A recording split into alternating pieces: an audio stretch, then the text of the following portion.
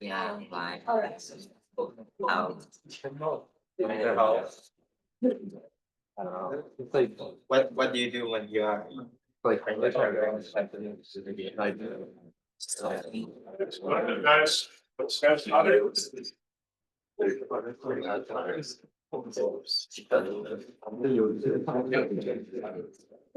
It's not as powerful drugs as lots. Good morning.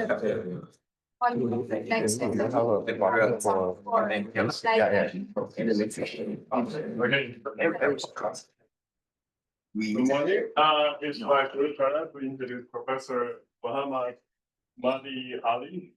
That's it, right? Okay. So Mohammad is a professor in EC department at UMA. So before he moved to join the department in 2022, he was in the famous Bill's lab for more than 10 years, right? About 10 years, yes. So if you know in theory, you know that Bill's lab is really like a Harvard for radio theory. You know, include the famous, the giants researchers, including Shannon, and there's all these famous people. Were in Bill's lab. I think Locke was in Bill's lab for a while, right? Yes. Yes. So I think there are more than 10 Nobel Prize. I don't know 10, but over a few, yes. over half a century. So of course, most of you probably are not very familiar with information now, but information theory, revolution, I should say. That's really like a Harvard for researchers. I mean, if you're an academic researcher, you really want to go there and do research there. Mohammad research is mostly in information theory, machine learning, and also recently into blockchain networks. So my understanding of his work is that he's interested to use information theory to actually improve the efficiency and also the performance of machine learning models, especially the large scale setting, which I think should be exciting for all of us, right? And Mohammad has gathered multiple honors over the past decades. There are a couple best paper awards, and he also has served as a social editor of the flagship journal, IEEE Transactional Information Theory, and also the IEEE Transaction Journal of Selected Areas in Information Theory. He's coming a distinctive lecture of IEEE Information Theory Society, and also he's a fellow IEEE. All right, without further ado. Thank you. Thank you for the nice introduction. Thank you for coming to my talk. So in this talk, I want to talk about, how coding theory can help to improve the reliability, robustness, and generalization of machine learning. This is mainly the work of my PhD student, Parsa Maradi. He's over there. If you have detailed questions, you can ask him. And in collaboration with Behruz Tahmasabi, he's in MIT. Hanzala Akbari is back there, from Minnesota. And Tayyebe Jahani Nejad, she is in Technical University of Berlin. So in this talk, we want to talk about 3 different problems, okay?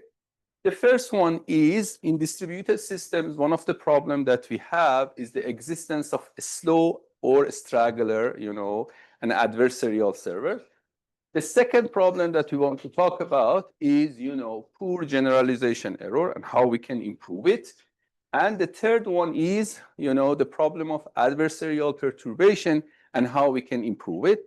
And the solution that we have for all of these, are based on one idea, which is coding theory, the coding theory that we will design through this talk. So if you don't know anything about coding theory, it's okay, don't worry, you will see it, okay? So let me start with the first one. So as you know, the size of the models, the amount of data that we process is, growing rapidly, and we cannot do all of these processing in one machine. We have to use distributed system, okay? And when we use distributed systems, several challenges arise. Well, for example, one of them is the communication load between these servers. The other one is the existence of stragglers or slow servers. The other one is adversarial servers. The other one is, for example, privacy and so on. So here in the first part of my talk, I focus on the existence of slow servers. Okay? So few years back, a research team at UC Berkeley, they run this very interesting experiment. They distributed a computation task among 3,000 servers. Okay? And here you can see the time that each of them need to finish their task. Okay? Majority of them, they finish their task before 50 seconds. By 50 seconds, majority of them done their job. However, there are like 5% that they needed about 2 minutes to finish their job. And there are 2 that they needed 6 minutes to finish their job. Okay? So these servers are called stragglers or slow servers. Okay? And they dominate the speed of computation. So if you want to finish the computation, you have to wait until the very slowest one finish its job, so you have the final result. Okay? And if you put a deadline for yourself, for example, if you say, I want my result before 50 seconds, then some of the results are missing. Part of the results are missing. Okay? So this is a very important problem in distributed system. In particular, let's say you have some data, x1 to xk. Okay, for example, these are some images. Okay, and you want to compute f of x1, f of x2 to f of xk. Okay, okay. For example, this f can be a machine learning model, and you want to run inference. It can be, these are x1 to xk are data samples, and you want to run, for example, you want to update the model. So f1 to fk are computing the gradient of the model with respect to data. It can be anything. Okay. So we have some function f1 to fk, and we have a function f, and we want to compute f of x1 to f of xk. If you hire k servers to do the computation, by the deadline, some of them are missing because maybe that server is slow or a straggler. Okay? So we have the problem of missing data, missing results. Okay. So this problem, we have it, in communication as well. And in communication, we have a solution for that. Okay? We call it, coding. Okay? What is the problem? In communication, if you want to send, for example, 3 packets through the channel, let's say you want to send x1, x2, x3 through the channel, because of the channel failure, because the high level of the noise and so on, you don't receive all of them. Some of them are missing. For example, you miss this part. Okay? This is a very common thing in every communication channel. Okay. So to solve this problem, we have an idea which is called coding. The way that we do it is like this. Instead of sending raw data, instead of sending x1, x2, x3 over the channel, or sending it several times, we send linear combination of this data. Okay? For example, through the channel, we send x1, we send x1 plus x2 plus x3, the x1 plus 2x2 plus 4x3, and so on. So we send different linear combination of data rather than raw data. Okay? We call these coded symbols. These are raw symbols or raw data, and these are coded symbols. Now, assume that through the channel, some of these combinations are missing. For example, if these 2 are missing, it doesn't matter because from these 3, you can form a set of equations, 3 equations, 3 variables at the receiver and recover x1, x2, x3. If another 2 are missing, that's okay. Okay, you always have enough information. As long as you receive 3 coded symbol, you can recover the result. Okay, this is very important. Without coding, okay, communication is impossible. Okay, if you don't have coding, if you didn't have coding in like communication, for example, cellular communication, it takes like hundreds of years to download a movie. Okay, coding is very, very important in communication. So this is how we handle missing data in communication. Another idea is that if we can use the same idea for computation. Okay, so let's assume that you have a machine learning model. Okay, Let's focus on a specific example. You have some machine learning model, you have some images, and you want to compute the label of these images. Okay, handwritten numbers, you want to know the label. Instead of, processing each image separately, okay, we first combine these images. We just add them together, okay? And we form some nonsense, pictures, okay? And then we ask the same model to process these images, these nonsense images. And the output is like absolutely meaningless, okay? So we have some outputs here. And then we do the process of decoding. This part is called coding, forming the combination of the data. This part is called decoding, okay? And then after the decoding, even if some of these results are missing, we want to be able to decode the final result. Is it clear how we want to use coding here? Okay. So how to design the encoder and the decoder? Okay. So to understand that, let us review how we design code for communication. And we focus on one of the best design, okay, which is called Ritz-Solomon code. Ritz-Solomon code is like this. Okay. So let's assume that you want to send x1, x2, x3. Okay. So you need to encode it. You want to form linear combination of x1 to xk, okay, or x1 to x3. Encoder has two steps. The first step is called embedding. So embedding means that you embed these data into a function, into a polynomial, okay? So you form a polynomial, we call it encoding function, okay? Where the coefficients are x1, x2, x3. So this is a function, okay? This function uniquely represents the data. If you know that this function, you know the data and vice versa, okay? Now, in the second step for encoding, we take sample from some samples from this function. For example, we compute u at 0, u at 1, u at 2, and u at 3. So u at 0 is what? Is just x1. U at 1 is x1 plus x2 plus x3, okay? And so on. Okay? So these are samples from the same curve, encoding function. Okay. Now, let's say communication happens. We send these coded symbols through the channel, okay? Now, at the receiver, we receive some of these, and some of them are missing. Let's say, for example, I receive, these 3 samples, okay? We receive these 3 samples. Now, we need to recover the data. At the receiver, we want to know what x1, x2, x3 was, okay? So here, the way that we do it, it is again 2 steps. The first one is,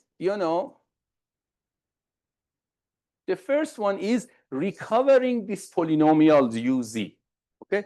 So you have these samples, you fit a polynomial to these samples, okay? Now that you have u hat of z, okay?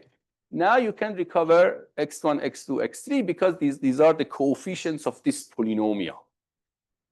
Okay, so this is the way that we do encoding and decoding: embedding, sampling, communication, recovering the function, and recovering the data. 5 steps.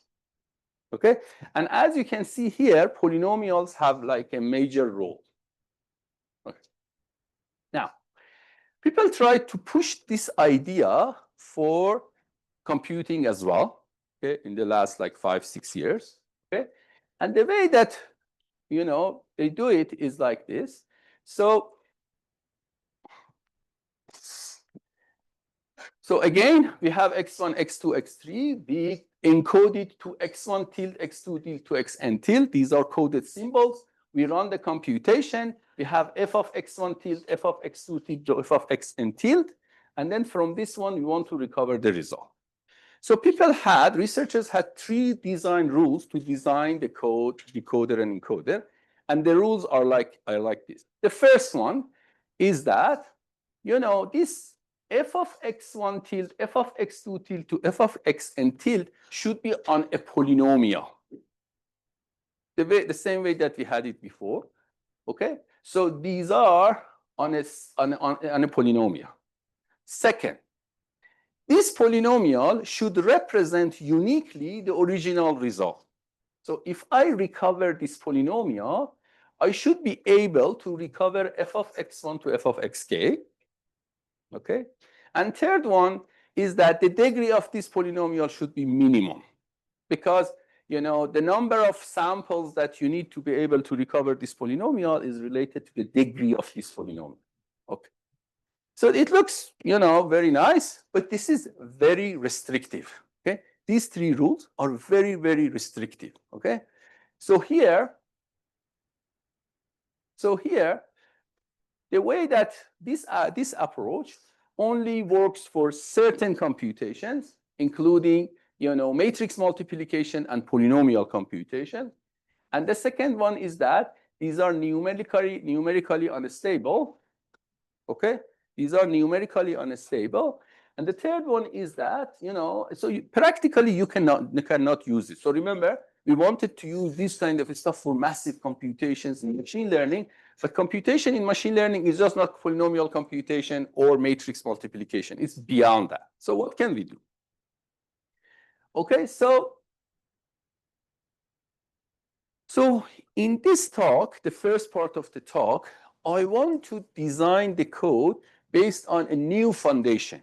Okay? Instead of focusing on coding theory, classical coding theory and algebraic structures, we want to develop a code based on learning theory. So the foundation is entirely new. Okay, so we started this by first designing code based on approximation theory in this paper, and then recently we developed a new foundation entirely based on learning theory. And the way that it works is, so the advantages that this approach has is that, first of all, this approach is entirely in learning theory. The second is that we can use it for general computation.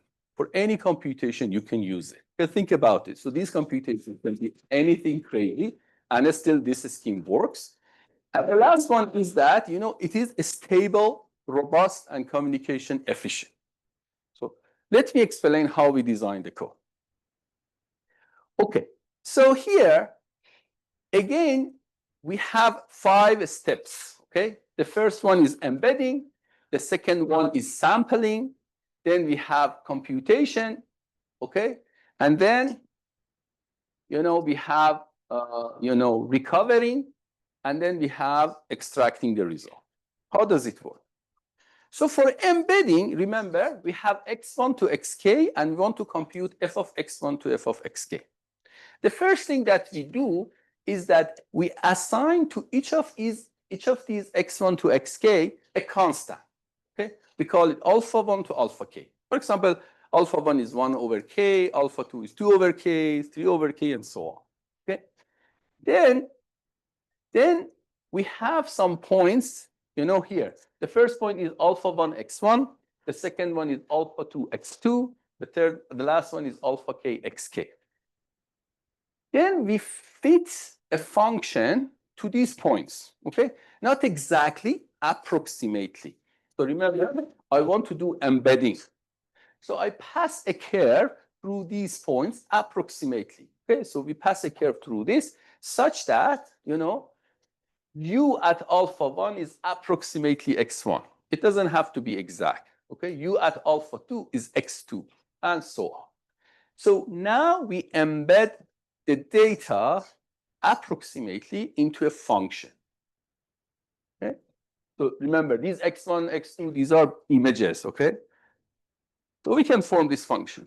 Now we take samples from this function, where at beta 1, beta 2 to beta n. Okay, so at some other constants. For example, beta 1 to beta n are 1 over n, 2 over n, 3 over n, and so on.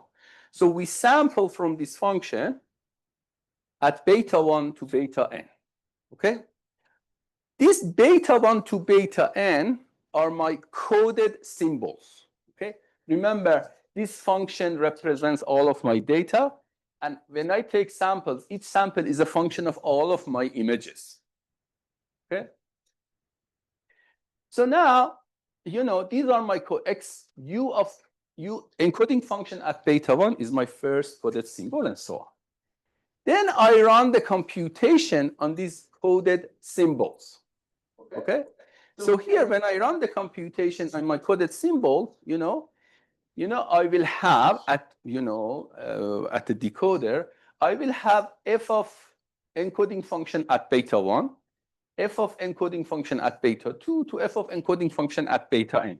Some of them are missing, not all of them, but some of them.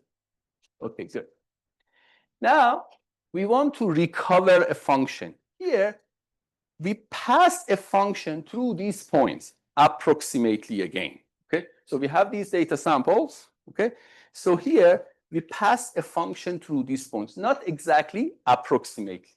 Okay, so we call it the decoding function. So this decoding function, because it fits to the function of f of encoding function at different betas, it is approximately f of encoding function. Okay, approximately. Now, how do we recover the final result? To recover the final result, we encode the decoding function at alpha 1 to alpha k. Okay, so here, if you compute the decoding function at alpha 1, it is approximately f of encoding function at alpha 1. And remember, the encoding function at alpha 1 is approximately x1. So it will be approximately f of x1. So now we have some approximation of f of x1.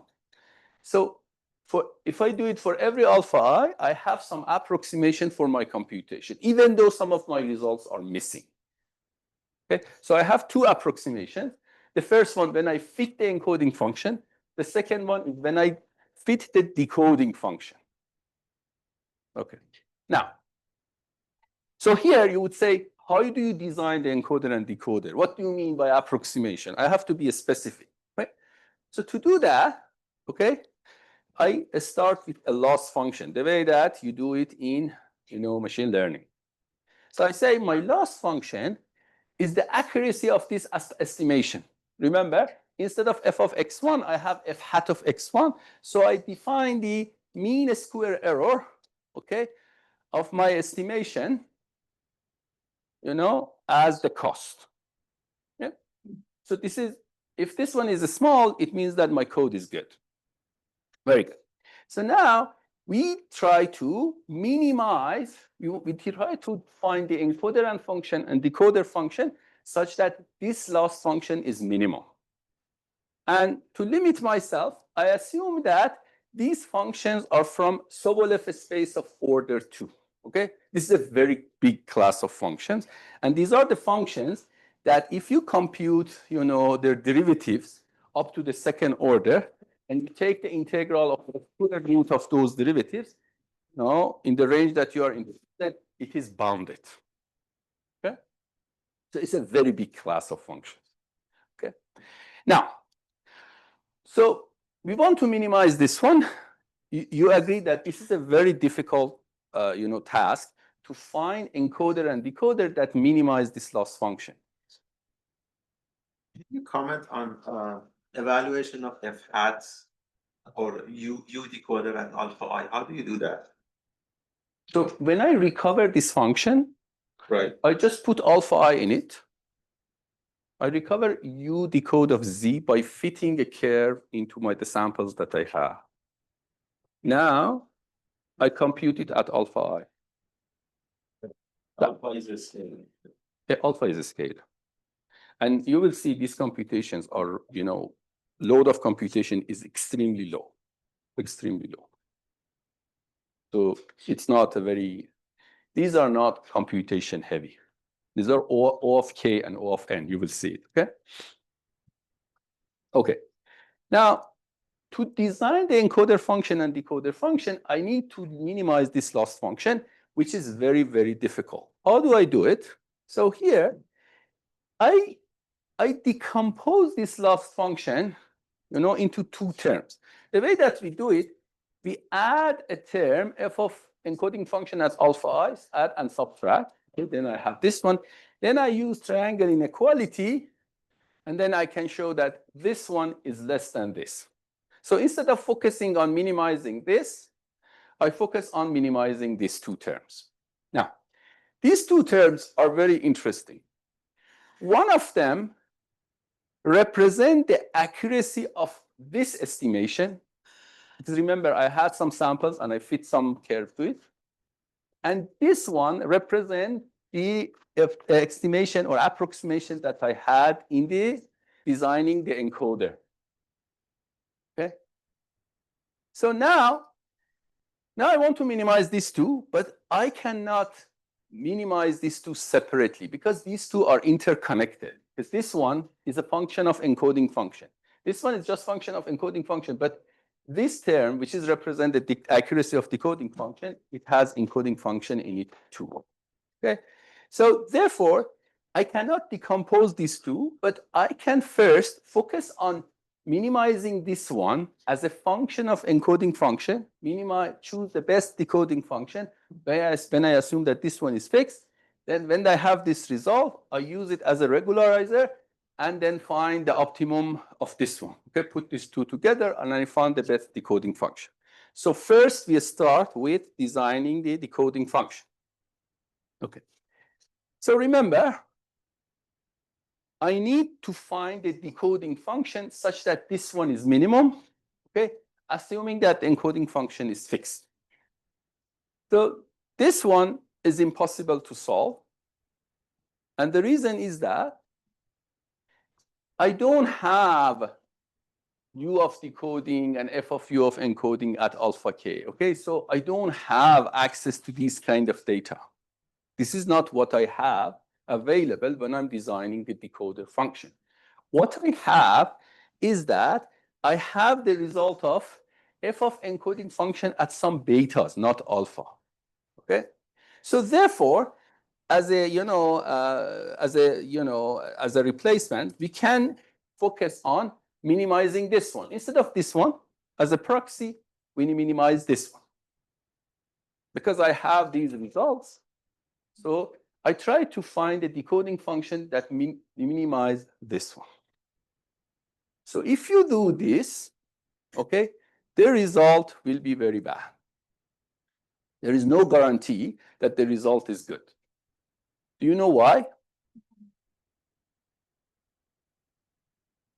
So you have a machine learning background, so you should be able to, identify the reason that when I try to fit the decoding functions at betas, there is no guarantee that the results are good at alphas, because you may have overfitting. Because you have some samples here, okay? So you fit the decoding function to these betas. When you use it here, the result is not good. Okay, so the problem is overfitting. Okay. So now, so how do we prevent overfitting? By regularization. So instead of minimizing just this term, instead of just minimizing this term, we regularize it by this one. Okay, we impose some smoothness to this decoding function, condition on the smoothness. Okay, so here it's a combination of these two, and gamma d has to be determined. Okay, so here we try to minimize this one. So for this minimization, we have two good news. Okay, the first good news is that, if you run this minimization, if you want to find this if you find this minimization, they solve it, then you can show that the loss function that you were looking for is bounded by a term like this. So you can guarantee that minimization on these samples give you a good result for what you are looking for. So it goes to 0 with S divided by n to the power of 3, when S is the number of slow servers, missing results, and n is the number of servers that you have. Okay? And phi is a monotonic function. Okay. The second good news is that, solving this equation, this minimization is very simple.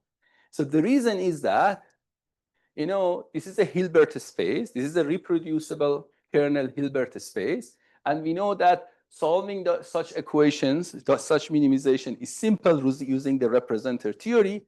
And the result, the decoding function, is the sum of the kernel of this Hilbert space. Okay? And these Hilbert spaces are known. Computing them is very simple. You know, there are in toolbox, you know, packages for Python and so on. Okay. Now that we designed the decoder, we can design the encoder. Remember, we wanted to minimize this one, okay? Now we bound it by these two terms, and then we bound this one by this. Now we need to find the encoder function such that this one is minimum, okay? And again, this is, you know, this is the type of minimization that we can do easily in Hilbert spaces, okay? And the answer for the decoder is some of the kernels, okay? And then the accuracy of estimation is in the order of S over N to the power of 3. Okay. Okay. So here, so we have certain assumptions. I'm assuming that, you know, the first and second derivative, you know, is bounded, okay? And so on to prove that one. So these are very mild assumptions. So now, does it work? Okay. So here, you can see the result. Example, when this F is a machine learning model, LeanNet 5, okay? And this is, you know, when we have like K is 10, the number of data samples are 10, the number of, number of data samples are 30, number of stragglers are 10, and this is number of servers that you have. This is the best result that we had before, okay? And this is the, you know, what we, this result, the slope is better, okay? And here, this function is a nasty function. It's not like a polynomial or matrix multiplication or anything, okay? And here, we run the same, you know, code for more complicated, for example, PIQ, okay? Which is like, it has 100 million parameters and so on. And so for all of them, this approach works. So you can process combination of data rather than draw data and recover the result, even if some of them are missing. Okay, is it? Okay. I hope you appreciate it because it is unbelievable that you can just process combination of data and still recover the result. Okay. Now what? Question here. So back to the very original setting. So you need to learn a function that's I mean from an alpha to x that's one-dimensional. Alpha is one-dimensional, right? Yes. To a very high-dimensional space. But you know, high-dimensional data in typically are very sparse. But Yes. it seems like you really need precedent sampling in order to guarantee that later on you can do successful decoding. Is that right? Or No, it's not. No, it's Okay. not. So here I have alpha 1 and a picture, alpha 2 and a picture, alpha 3 Right. and a picture. Okay. Forget about the picture. Just focus on the first, you know, pixel of the picture. You can pass a function through that. It's just a simple yeah, of course. Yeah. For the second also, for the second pixel also, you can do that. For the third one. So no matter how many samples you have or what is the size, what is K is, so here you can, then you will have a function from scalars to vectors that you can pass through these data samples. So it's not a, and because we are using, you know, these kernels, okay, computation load is very low. In the end, the encoding function is linear combination of some kernels where the coefficients are like data, okay? So these are on kernel mapping on the images, basically, right? Yes. Okay. Kernel mapping on the images? No. It's a mapping from scalars to vectors. Right.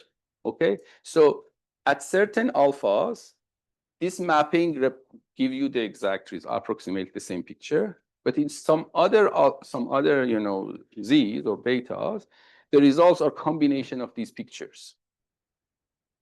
So it's like addition of 5 pictures. Oh, okay. Okay, I see. So it's like you have a picture of a dog, a cat, you know, what. But this function is deterministic, or this is something learned? No, so no, It's it is mapping. deterministic. I'm talking about this mapping. So This is you deterministic. call it the kernel mapping. So is that learned or No, that's it is, predefined? no, I find it optimally. So remember, when I wanted to find the decoding function, Right. I needed to minimize this one, and the answer is specific. Mhm.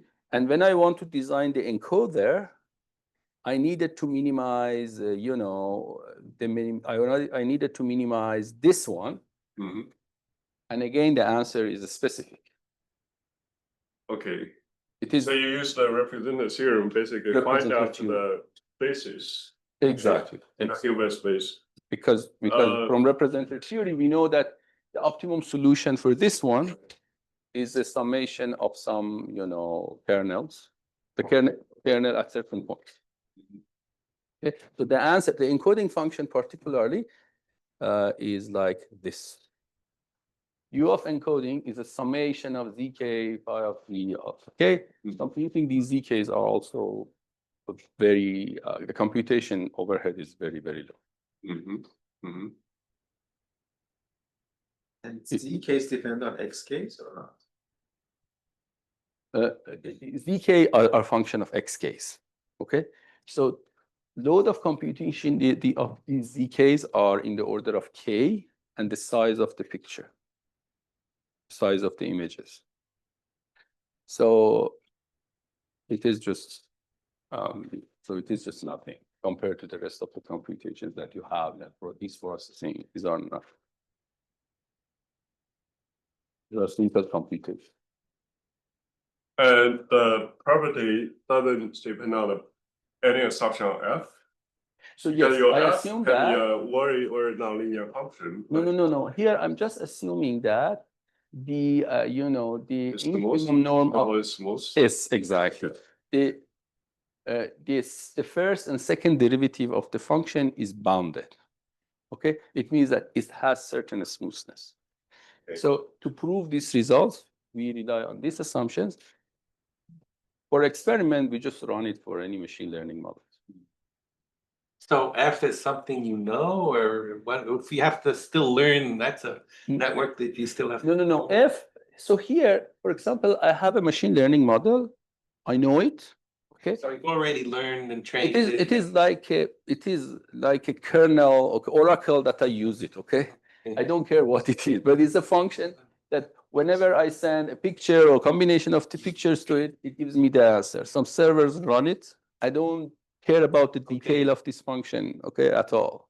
So it's more like this is an inference setting where the function are and the F's are already fixed. So given. here, exactly. So Okay. here, my experiments are for the case where I'm running like parallel inferences, like K inferences. I see. That But, makes sense. but here, F could be the derivative of a model with respect to some data. Mhm. Okay. All of these are specific functions. So Okay. here, Mhm. a server can run F. For example, if it was learning, I could send like the combination here, and this machine, this server compute the derivative of this model with respect to this data, and it gives me some vector. Here, if it is inference, I give the data, it gives me f of s. So it is just a specific function. I don't care about the structure or detail or whatever it is. I don't care. A server can run it. Here, I'm assuming. Okay. Just for the sake of some of the students, I think some of the students they may not have this kind of background. So what's the comparison with, let's say I just naively send, let's say I have, let's say 10,000 images. I want to just get the labels and the alpha is just the pre-trained classifiers, probably held by some cloud computing platform. So what's the advantage of this compared to I just naively send out the 10,000 images? So when you send these images, some of these servers are slow. So you wait, for example, for like 10 seconds, and then you want the result. But some of these servers are slow. They don't give you the answer. So some of them are missing. What can you do? So you may send these images again to do the inference. Naively, you do it like this. You say, okay, these results already, this part are missing because the servers are slow. Okay, some of these steps are done behind the scene by Amazon. You don't even see it. Okay, but here you see that. Let's say you are there. You want to do it, or you want to develop a software on top of that to fix this issue. So here there are two approaches. One approach is that you repeat each image twice and say, do the inference for me. Another approach is that instead of processing each image separately, I combine them. Okay. So instead of running, for example, 1,000 servers, I run like 1,200 servers, and some of them are missing. That's okay. From any subset, I can recover the original result. This is the problem that we want to solve. This is why we process combination of data, not raw data. So even some server get very slow and never get back, I can still recover the prediction for all of them. Exactly. So I ignore those. Majority of the servers are in place, so as they are doing well. Even some of them are dead, maybe. I don't care. I don't care. If some of the servers are missing, the results are missing, I don't care, because these combinations are rich enough to recover the result. See. Okay, in the process of, if I design the encoding right and decoding right. Is it necessary to be in a Hilbert space in order to do this combination? So if I'm not in the reproducible kernel Hilbert space, then these optimizations can be very, very difficult. So here, I want to do something, very, very fast. I don't want to spend heavy computation to develop my encoder and decoder. So here, the encoder is just a combination of some, bases or some kernels. Can you go to the previous slide, please? Where you're bounding the error of decoding. The bounding, the decoding, yes. That one says if you don't have any stragglers, you get encoding error of 0. No, That this one doesn't make is sense. this one is s plus 1 to the power of 3. So here I'm talking order-wise. And then one other question. For the choice of betas, do you have any preference, any criteria how you have to choose? So relying on approximation theory, so there are certain choices of alphas and betas that are good, and a good set of them are called Chebyshev, points of order 1 and 2, and we are using those. Okay, we could use like equidistance points for alpha and beta, but these Chebyshev points are better. And it comes from like theory, from approximation. So if you have these points, it gives you a better approximation. Can you choose k of them to be identical to alphas and then add on n minus k? You can do that. You can do that. Then we have a systematic code. You can do that. Okay. So I have a little bit of time. So anyhow, so I just skip part of it because I want to discuss. So my son used this one a lot. He played with it, so it is out of battery apparently. So behind the scenes, so I have to use my. So even if some of these servers are adversary, this approach works, but the the rate of convergence is slower. So I skip that one. I want to talk about another problem. Okay.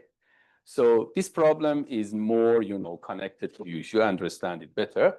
And the problem of poor generalization error. So the problem is that when you train a model on some data samples, okay, the training error is low. When you use it for unseen data, the probability of error or the error rate or loss is higher. Okay. And here we have a generalization error problem. So we want something that for unseen data, the performance is good. Okay. So how do we solve this problem? The way that we solve it is to use regularizations. Okay, and there are certain regularizations, for example, weight decay, dropout, batch normalization, and so on. And there are some data-centric approaches like mix-up and label smoothing and so on. So today I want to introduce a new way of regularization based on the ideas that I explained. So here it's not about distributed computing anymore. Okay, it's a simple training problem. Okay. So the idea that so what is the observation? The observation that we have is that if I have x1 to xk, and I use this approach to encode it to x1 tilde to xn tilde, and run a function on these samples, then I do the decoding, then I have f hat of x1 to f hat of xk as an approximation of f of x1 to f of xk. Okay, remember we did this. There is no straggler, nothing. So if you run this, this algorithm, okay, the accuracy of this, estimation is a function of a smoothness of this f.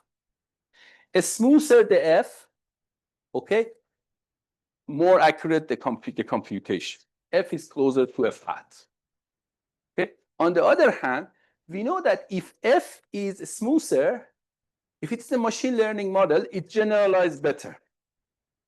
Okay, so this gives us an idea that maybe we can train machine learning models with a new, regularization that comes from this idea. Okay, how does it work? So let's assume that I have a machine learning model, which is a composition of 3 parts: G1, F, G2. It's just any way that you want to compose your model. Okay. My machine learning model is just this, from here to here. So the way that we train these models is like this. We have a batch of data, okay? We compute the output, we compute the loss, and then we update the model based on this loss. This is regular, training, yes? So here, we suggest another way of training machine learning models, and the way that we do it is like this. So here, I'm trying, in the process of training, I want to regularize this part. Okay, I could regularize the entire model or part of the model. It depends on me. Okay, let's say here you target this part of the model. So the way that you do it is like this. Okay, so here data has 2 passes, 2 routes. Okay, one pass is exactly as before. So I have a batch of data. I pass it through G1, then F, then G2, and then I compute the loss. The other pass that we take is here. So we have x1 to xk, we compute output of G1. We encode these z1 to zk. Okay. We pass it through the model F, here part of the model F. We do the decoding. Now, instead of f of z1 to f of zk, I have f hat of z1 to f hat of zk. And then here I compute the loss. My final loss is a combination of these 2, weighted combination of these 2. Okay? And then I'm trying to minimize this loss through the training, okay? Iteratively by back propagation. Okay? So here, the idea is that if this combination is small, it means that f hat and f are closer to each other.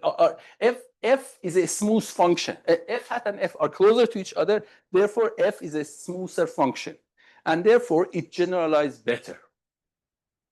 Is it clear? So this is the idea. So here,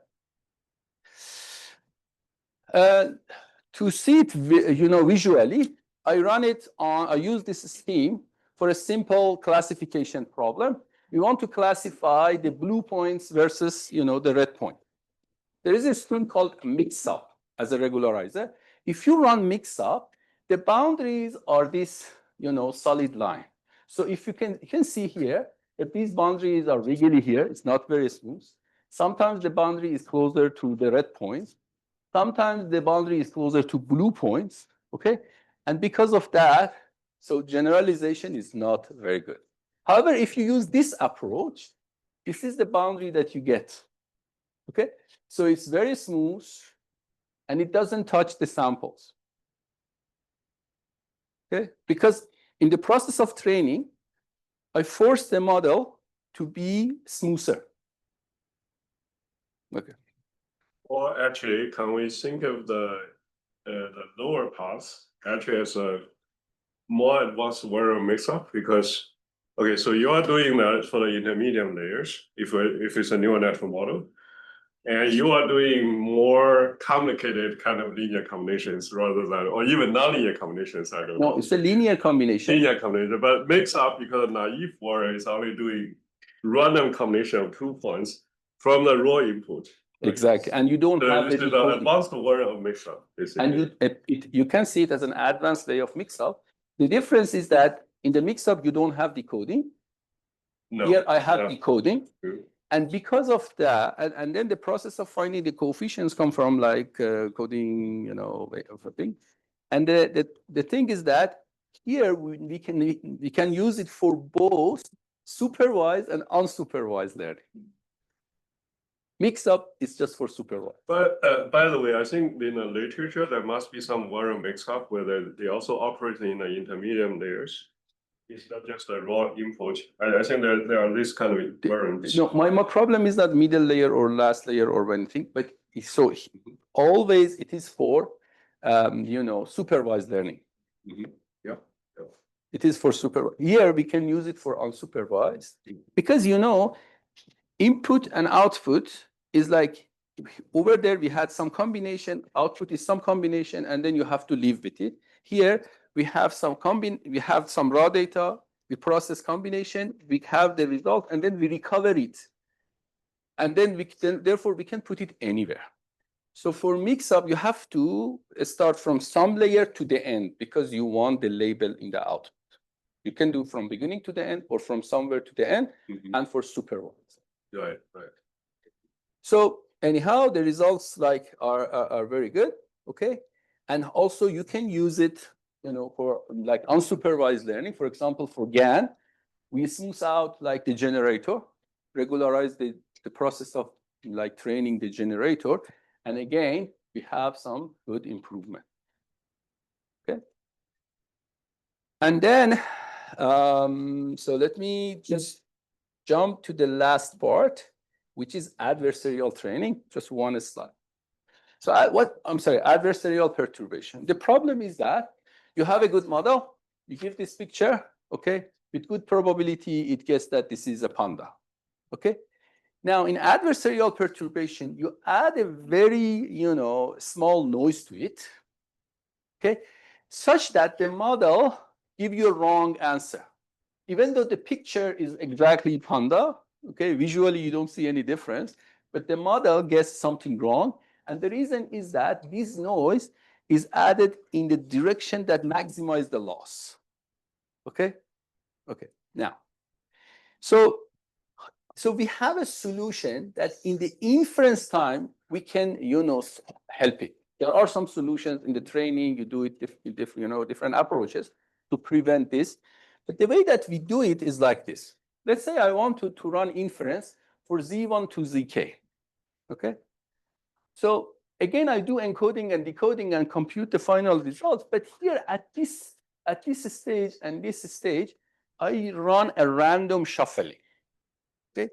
This randomness here, okay? And here I do the reverse. It confuses the adversary because adversary now cannot compute the worst direction, because it doesn't know that in this line, in this process, Z1 is the first or second or third or last one, okay? So if you do that, you can see that the results are kind of amazing. For example, if you run PGD is one way to generate, you know, these adversarial noise, 100 steps, whatever you do, okay, in classical approaches, the probability of correct answer, okay, is 0. Okay, in 100 steps, you cannot tolerate this adversarial noise, any of these. But here, if you use, for example, this approach, you can keep it above 37%. And it is because at the time of inference, I have some randomness. Okay. So yeah, this is, so here the conclusion is that we can use coding theory to improve the reliability and security of distributed system. We can improve generalization error. I talk about in distribution sampling, even for out of distribution sampling, generalization for another distribution, it works very well. It works for supervised and unsupervised learning, and we can use this idea to improve adversarial resistance of machine learning. So yeah, thank you. If you have any question, I'm here to answer.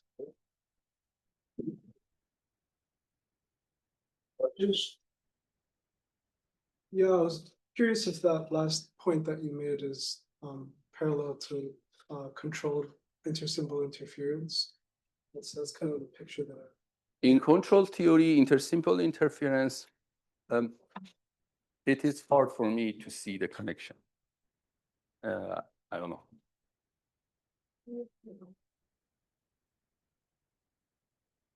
Any other question? I was just thinking about these choice of betas to approximate your function. If you stick to the real line, you run into conditioning issues. And so, one choice is so we choose it between -1 and 1, okay? And one approach is to choose them equidistant, okay? Between -1 and 1. The other approach is to use like Chebyshev points. Chebyshev points are samples from Like cosine so the function. Chebyshev polynomial. Exactly. So these are and then these are from another field, approximation theory. These are, you can prove some But good. if you have several thousand of these, they get pretty close together at the end. Do they not? Yeah, it is true, but it is this. If you have several thousands, the F would be very, very nasty. So it is true that these are close to each other. But if you expand it, the function has richness. So for us, the maximum end that we had was about 256. Okay, for that one, we didn't see any problem, numerical problem. I mean, then there's a big cost to complex arithmetic, but if you had them on the unit circle, could you get more points and not worry about how close they are? We don't want to go to complex numbers because these models are trained over real number. But maybe, yes. A good point. Other questions? does that mean you're not training the encoding and decoding functions? Say it Because again. those are scaled with those are in the Hilbert space, right? Yes. But they are not. Well, I didn't get the question.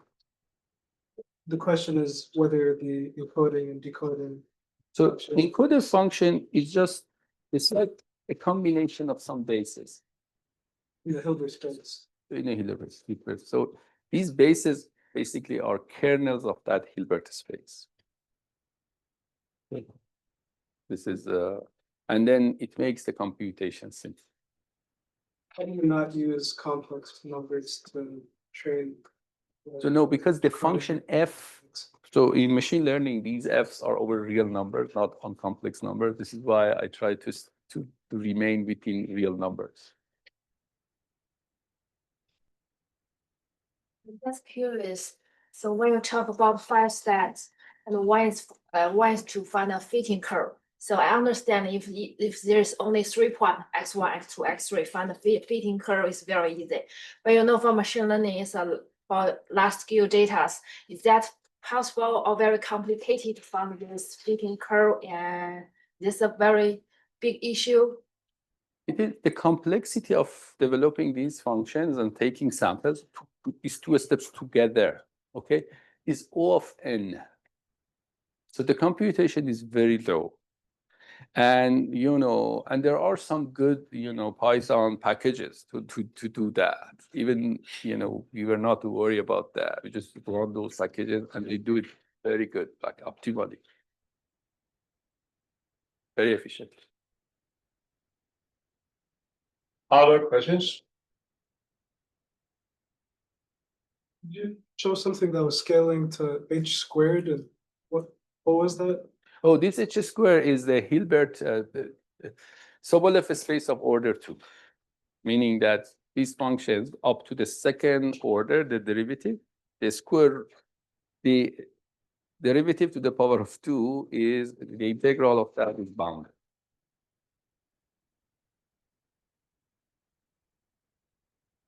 So I have a thing that's a little bit remote to this, but I think maybe there's some connections. So, you know, when people do federated learning, one of the issue is like, for example, the Google situation where they have millions of these distributed computing devices like our smartphones, right?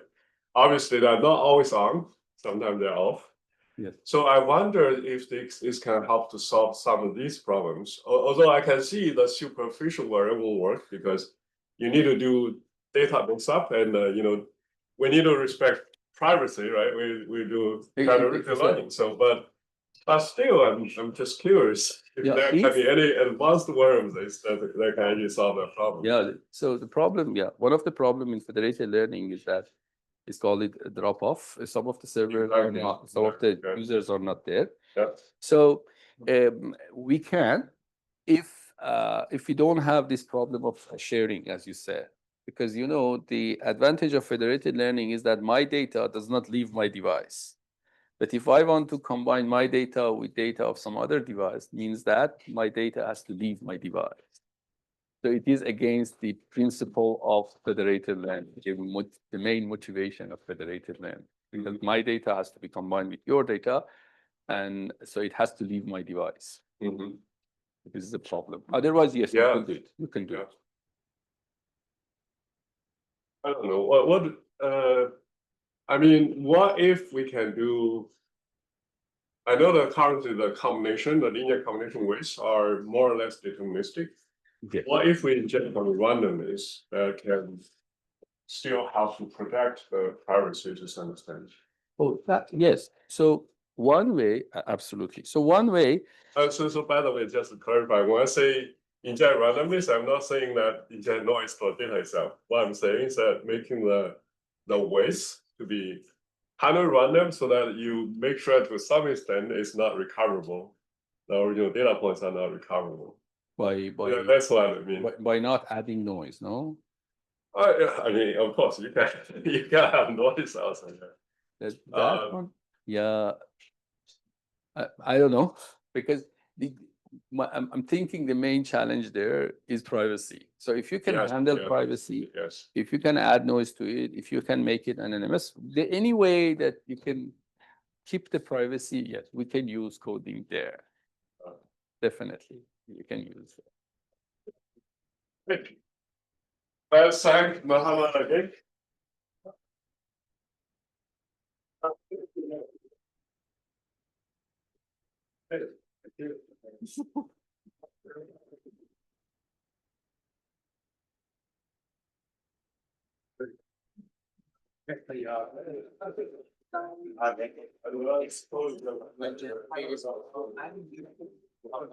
Only swimming around here. I'm gonna do my